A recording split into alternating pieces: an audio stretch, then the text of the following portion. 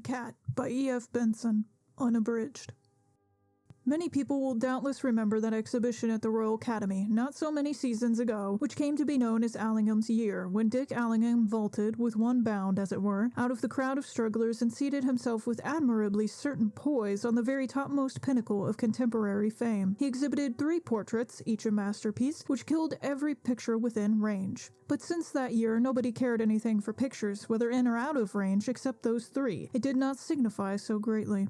The phenomenon of his appearance was as sudden as that of the meteor coming from nowhere and sliding large and luminous across the remote and star-sown sky, as inexplicable as the bursting of a spring on some dust-ridden rocky hillside. Some fairy godmother, one might conjecture, had bethought herself of her forgotten godson, and with a wave of her wand bestowed on him this transcendent gift. But as the Irish say, she held her wand in her left hand, for her gift had another side to it. Or perhaps again Jim Merrick is right, and the theory he propounds in his monograph on certain obscure lesions of the nerve centers says the final word on the subject. Dick Allingham himself, as was indeed natural, was delighted with his fairy godmother or his obscure lesion, whichever was responsible, and, the monograph spoken of above was written after Dick's death, confessed frankly to his friend Merwick, who was still struggling through the crowd of rising young medical practitioners, that it was all quite as inexplicable to himself as it was to anyone else. "All I know about it," he said, "is that last autumn I went through 2 months of mental depression so hideous that I thought again and again that I must go off my head. For hours daily, I sat here waiting for something to crack which, as far as I am concerned, would end everything. Yes, there was a cause. You know it." He paused a moment and poured into his glass a fairly liberal allowance of whiskey, filled it half up from a siphon, and lit a cigarette. The cause, indeed, had no need to be enlarged on, for Merwick quite well remembered how the girl Dick had been engaged to threw him over with an abruptness that was almost superb when a more eligible suitor made his appearance. The latter was certainly very eligible indeed, with his good looks, his title, and his million of money, and Lady Mattingly, ex-future Miss Allingham, was perfectly content with what she had done. She was one of those blonde, lithe, silken girls who, happily for the peace of men's minds, are rather rare, and who remind one of some humanized yet celestial and bestial cat. "I needn't speak of the cause," Dick continued, "but, as I say, for those 2 months I soberly thought that the only end to it would be madness. Then one evening, when I was sitting here alone, I was always sitting alone, something did snap in my head. I know I wondered, without caring at all, whether this was the madness which I had been expecting, or whether, which would be preferable, some more fatal breakage had happened. And even while I wondered, I was aware that I was not depressed or unhappy any longer." He paused for so long in a smiling retrospect that Merwick indicated to him that he had a listener. "Well," he said, "it was well indeed. I haven't been unhappy since. I've been riotously happy instead. Some divine doctor, I suppose, just wiped off that stain on my brain that hurt so. Heavens, how it hurt! Have a drink, by the way?" "No, thanks," said Merwick. "But what has all this got to do with your painting?" "Why, everything. For I had hardly realized the fact that I was happy again when I was aware that everything looked different. The colors of all I saw were twice as vivid as they had been. Shape and outline were intensified too. The whole visible world had been dusty and blurred before, and seen in a half light. But now the lights were turned up, and there was a new heaven and a new earth. And in the same flash, I knew that I could paint things as I saw them, which," he concluded, "I have done."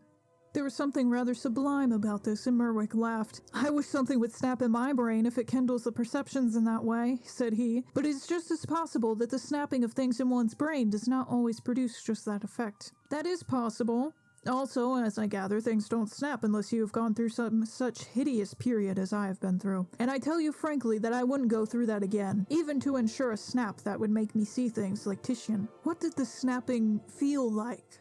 asked Merwick. Dick considered a moment. "Do you know when a parcel comes, tied up with string, and you can't find a knife," he said, "and therefore you burn the string through, holding it taut? Well, it was like that. Quite painless, only something got weaker and weaker and then parted softly, without effort. Not very lucid, I'm afraid, but it was just like that. It'd been burning a couple of months, you see." He turned away and hunted among the letters and papers which littered his writing table till he found an envelope with a coronet on it. He chuckled to himself as he took it up. "Commend me to Lady Mattingly," he said, "for a brazen impudence in comparison with which brass is softer than putty. She wrote to me yesterday asking me if I would finish the portrait I had begun of her last year, and let her have it at my own price." "Then I think you have had a lucky escape," remarked Merwick. "I suppose you didn't even answer her." Oh, yes, I did. Why not? I said the price would be £2,000 and I was ready to go on at once. She has agreed and sent me a check for $1,000 this evening. Merwick stared at him in blank astonishment. Are you mad? He asked. I hope not, though one can never be sure about little points like that. Even doctors like you don't know exactly what constitutes madness. Merwick got up. But is it possible that you don't see what a terrible risk you run? He asked. To see her again, to be with her like that, having to look at her. I saw her this afternoon, by the way, hardly human. May not that so easily revive again all that you felt before? It's too dangerous. Much too dangerous. Dick shook his head. There's not the slightest risk, he said. Everything within me is utterly and absolutely indifferent to her. I don't even hate her. If I hated her, there might be a possibility of my again loving her. As it is, the thought of her does not arouse in me any emotion of any kind, and really such stupendous calmness deserves to be rewarded. I respect colossal things like that. He finished his whiskey as he spoke, and instantly poured himself out another glass. That's the fourth, said his friend. Is it? I never count. It shows a sordid attention to uninteresting detail. Funnily enough, too, alcohol does not have the smallest effect on me now. Why drink, then? Because if I give it up, this entrancing vividness of color and clarity of outline is a little diminished. Can't be good for you, said the doctor. Dick laughed. My dear fellow, look at me carefully, he said, and then, if you can conscientiously declare that I show any signs of indulging in stimulants, I'll give them up altogether. Certainly it would have been hard to find a point in which Dick did not present the appearance of perfect health. He had paused and stood still a moment, his glass in one hand, the whiskey bottle in the other, black against the front of his shirt, and not a tremor of unsteadiness was there. His face of wholesome sunburnt hue was neither puffy nor emaciated, but firm of flesh and of a wonderful clearness of skin. Clear, too, was his eye, with eyelids neither baggy nor puckered. He looked indeed a model of condition, hard and fit, as if he was in training for some athletic event. Lithe and active, too, was his figure. His movements were quick and precise, and even Merwick, with his doctor's eye trained to detect any symptom, however slight, in which the drinker must betray himself, was bound to confess that no such was here present. His appearance contradicted it authoritatively, so also did his manner. He met the eye of the man he was talking to without sideways glances. He showed no signs, however small, of any disorder of the nerves. Yet Dick was altogether an abnormal fellow. The history he had just been recounting was abnormal, those weeks of depression, followed by the sudden snap in his brain, which had apparently removed, as a wet cloth removes a stain, all the memory of his love and the cruel bitterness that resulted from it. Abnormal, too, was his sudden leap into high artistic achievement from a past of very mediocre performance. Why should there not then be a similar abnormality here? Yes, I confess you show no sign of taking excessive stimulant, said Merwick, but if I attended you professionally, I'm not touting, I should make you give up all stimulant and go to bed for a month. Why, in the name of goodness? Asked Dick. Because, theoretically, it must be the best thing you could do. You had a shock. How severe the misery of those weeks of depression tells you. Well, common sense says, go slow after a shock. Recoup. Instead of which, you go very fast indeed and produce. I grant it seems to suit you. You also became suddenly capable of feats which... Oh, it's sheer nonsense, man. What's sheer nonsense? You are. Professionally, I detest you because you appear to be an exception to a theory that I am sure must be right. Therefore, I've got to explain you away, and at present, I can't. What's the theory? Asked Dick. Well, the treatment of shock, first of all, and secondly, that in order to do good work, one ought to eat and drink very little and sleep a lot. How long do you sleep, by the way? Dick considered. Oh, I go to bed about 3 usually, he said. I suppose I sleep for about 4 hours. And live on whiskey, and eat like a Strasbourg goose, and are prepared to run a race tomorrow. Go away, or at least I will. Perhaps you'll break down, though. That would satisfy me. But even if you don't, it still remains quite interesting. Merwick found it more than quite interesting, in fact, and when he got home that night, he searched in his shelves for a certain dusky volume, in which he turned up a chapter called Shock. The book was a treatise on obscure diseases and abnormal conditions of the nervous system. He had often read it before, for in his profession he was a special student of the rare and curious, and the following paragraph, which had interested him much before, interested him more than ever this evening. The nervous system also can act in a way that must always, even to the most advanced student, be totally unexpected. Cases are known, and well-authenticated ones, when a paralytic person has jumped out of bed on the cry of fire. Cases too are known when a great shock, which produces depression so profound as to amount to lethargy, is followed by abnormal activity and the calling into use of powers which were previously unknown to exist, or at any rate existed in a quite ordinary degree. Such a hypersensitized state, especially since the desire for sleep or rest, is very often much diminished, demands much stimulant in the way of food and alcohol. It would appear also that the patient suffering from this rare form of the after consequences of shock has sooner or later some sudden and complete breakdown. It is impossible, however, to conjecture what form this will take. The digestion, however, may become suddenly atrophied. Delirium tremens may, without warning, supervene, or he may go completely off his head. But the weeks passed on. The July suns made London reel in a haze of heat, and yet Allingham remained busy, brilliant, and altogether exceptional. Merrick, unknown to him, was watching him closely, and at present was completely puzzled. He held Dick to his word that if he could detect the slightest sign of overindulgence in stimulant, he would cut it off altogether, but he could see absolutely none. Lady Mattingly, meantime, had given him several sittings, and in this connection again, Merwick was utterly mistaken in the view he had expressed to Dick as to the risks he ran. For, strangely enough, the two had become great friends. Yet Dick was quite right. All emotion with regard to her, on his part, was dead. It might have been a piece of still life that he was painting instead of a woman he had wildly worshipped. One morning in mid-July, she had been sitting to him in his studio, and contrary to custom, he had been rather silent, biting the ends of his brushes, frowning at his canvas, frowning too at her. Suddenly he gave a little impatient exclamation. "It's so like you," he said, "but it just isn't you. There's a lot of difference. I can't help making you look as if you were listening to a hymn, one of those in 4 sharps, don't you know, written by an organist, probably after eating muffins, and that's not characteristic of you." She laughed. "You must be rather ingenious to put all that in," she said. "I am. Where do I show it all?" Dick sighed. "Oh, in your eyes, of course," he said. "You show everything by your eyes, you know. It is entirely characteristic of you. You are a throwback. Don't you remember we settled that ever so long ago, to the brute creation, who likewise show everything by their eyes? Oh, I should have thought that dogs growled at you and cats scratched. Those are practical measures, but short of that, you and animals use their eyes only, whereas people use their mouths and foreheads and other things.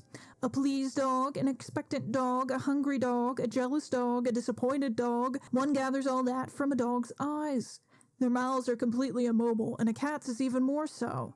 You have often told me that I belong to the genus cat," said Lady Mattingly, with a complete composure. "By Jove, yes," he said. "Perhaps looking at the eyes of a cat would help me see what I miss." "Many thanks for the hint." He put down his palette and went to a side table on which stood bottles and ice and siphons. "No drink of any kind on this Sahara of a morning?" he asked. "No, thanks." "Now, when will you give me the final sitting? You said you only wanted one more."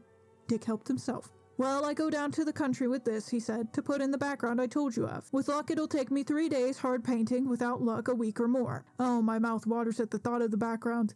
So shall we say tomorrow week?" Lady Mattingly made a note of this in a minute gold and jeweled memorandum book. "And I'm to be prepared to see cat's eyes painted there instead of my own when I see it next?" she asked, passing by the canvas. Dick laughed. "Oh, you will hardly notice the difference," he said. "How odd it is that I have always detested cats so. They make me feel actually faint, although you always reminded me of a cat." "You must ask your friend Mr. Merwick about these metaphysical mysteries," said she. The background to the picture was, at present, only indicated by a few vague splashes of color close to the side of the head, of brilliant purple and brilliant green, and the artist's mouth might well water at the thought of the few days' painting that lay before him. For behind the figure in the long panel-shaped canvas was to be painted a green trellis, over which, almost hiding the woodwork, there was to sprawl a great purple clematis in full flaunting glory of varnished leaf and starry flower. At the top would be just a strip of pale summer sky, at her feet just a strip of gray-green grass. But all the rest of the background, greatly daring, would be this diaper of green and purple. For the purpose of putting this in, he was going down to a small cottage of his, near Godalming, where he had built in the garden a sort of outdoor studio, an erection betwixt a room and a mere shelter, with the side to the north entirely open, and flanked by this green trellis, which was now one immense constellation of purple stars. Framed in this, he well knew how the strange, pale beauty of his sitter would glow on the canvas, how she would start out of the background, she in her huge grey hat and shining grey dress, and yellow hair and ivory skin and pale eyes, now blue, now gray, now green. This was indeed a thing to look forward to, for there is probably no such unadulterated rapture known to men as creation, and it was small wonder that Dick's mood, as he traveled down to Godalming, was buoyant and effervescent, for he was going, so to speak, to realize his creation. Every purple star of clematis, every green leaf and piece of trellis work that he put in, would cause what he had painted to live and shine, just as it is the layers of dusk that fall over the sky at evening, which make the stars sparkle there, jewel-like. His scheme was assured. He had hung his constellation, the figure of Lady Mattingly, in the sky, and now he had to surround it with the green and purple night, so that it might shine. His garden was but a circumscribed plot, but walls of old brick circumscribed it, and he had dealt with the space at his command with a certain originality. In no time had his grass plot, he could scarcely call it a lawn, been spacious. Now the outdoor studio, 25 feet by 30, took up the greater part of it. He had a solid wooden wall on one side and 2 trellis walls to the south and east, which creepers were beginning to clothe and which were faced internally by hangings of Syrian and Oriental work. Here in the summer he passed the greater part of the day, painting or idling and living an outdoor existence. The floor, which had once been grass, which had withered completely under the roof, was covered with Persian rugs. A writing table and a dining table were there, a bookcase full of familiar friends, and a half-dozen of basket chairs. One corner, too, was frankly given up to the affairs of the garden, and a mowing machine, a hose for watering, shears, and spades stood there. For like many excitable persons, Dick found that in gardening, that incessant process of plannings and designings to suit the likings of plants, and make them gorgeous in color and high of growth, there was a certain calm haven of refuge for the brain that had been tossing on emotional seas. Plants, too, were receptive, so responsive to kindness. Thought given to them was never thought wasted, and to come back now after a month's absence in London was to be assured of fresh surprise and pleasure in each foot of garden bed. And here, with how regal a generosity was the purple clematis to repay him for the care lavished on it, every flower would show its practical gratitude by standing model for the background of his picture. The evening was very warm not with any sultry premonition of thunder, but with the clear, clean heat of summer, and he dined alone in his shelter, with the after flames of the sunset for his lamp. These slowly faded into a sky of velvet blue, but he lingered long over his coffee, looking northwards across the garden towards the row of trees that screened him from the house beyond. These were acacias, most graceful and feminine of all green things that grow, summer plumage now, yet still fresh of leaf. Below them ran a little raised terrace of turf, and nearer the beds of the beloved garden, clumps of sweet peas made an inimitable fragrance, and the rose beds were pink with Baroness Rothschild and La France, and copper-colored with Beauté and Constant, and the Richardson rose. Then, nearer at hand, was the green trellis foaming with purple. He was sitting there, hardly looking but unconsciously drinking in this great festival of color, when his eye was arrested by a dark slinking form that appeared among the roses, and suddenly turned 2 shining, luminous orbs on him. At this he started up, but his movement caused no perturbation in the animal, which continued with back arched for stroking, and poker-like tail to advance towards him, purring. As it came closer, Dick felt that shuddering faintness, which often affected him in the presence of cats, come over him, and he stamped and clapped his hands. At this it turned tail quickly. A sort of dark shadow streaked the garden wall for a moment, and it vanished. But its appearance had spoiled for him the sweet spell of the evening, and he went indoors. The next morning was pellucid summer. A faint north wind blew, and a sun worthy to illumine the Isles of Greece flooded the sky. Dick's dreamless and, for him, long sleep had banished from his mind that rather disquieting incident of the cat, and he set up his canvas facing the trellis work and purple clematis with a huge sense of imminent ecstasy. Also the garden, which at present he had only seen in the magic of sunset, was gloriously rewarding and glowed with color, and though life, this was present to his mind for the first time in months, in the shape of Lady Mattingly had not been very propitious, yet a man, he argued to himself, must be a very poor hand at living if, with a passion for plants and a passion for art, he cannot fashion a life that shall be full of content. So breakfast being finished and his model ready and glowing with beauty, he quickly sketched in the broad lines of flowers and foliage and began to paint. Purple and green, green and purple. Was there ever such a feast for the eye? Gourmet-like and greedy as well, he was utterly absorbed in it. He was right, too. As soon as he put on the first brush of color, he knew he was right. It was just those divine and vibrant colors which could cause his figure to step out from the picture. It was just that pale strip of sky above which would focus her again. It was just that strip of gray-green grass below her feet that would prevent her, so it seemed, from actually leaving the canvas. And with swift, eager sweeps of the brush, which had never paused and never hurried, he lost himself in his work. He stopped at length with a sense of breathlessness, feeling too as if he had been suddenly called back from some immense distance off. He must have been working some 3 hours, for his man was already laying the table for lunch, yet it seemed to him that the morning had gone by in one flash. The progress he had made was extraordinary, and he looked along at his picture. Then his eye wandered from the brightness of the canvas to the brightness of the garden beds. There, just in front of the bed of sweet peas, not 2 yards from him, stood a very large gray cat, watching him.